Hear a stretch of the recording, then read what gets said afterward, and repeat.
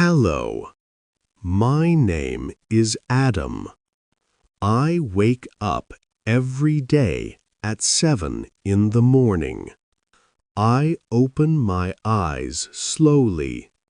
I feel a little tired, but I get up. I go to the bathroom. I wash my face. I brush my teeth. Then I go to the kitchen.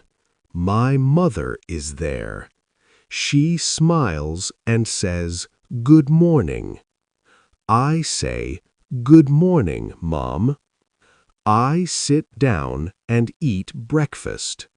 I drink milk and eat bread. Sometimes I eat eggs. Thank you for listening. If you like this video, please subscribe to the channel. And don't forget to like the video. See you in the next lesson.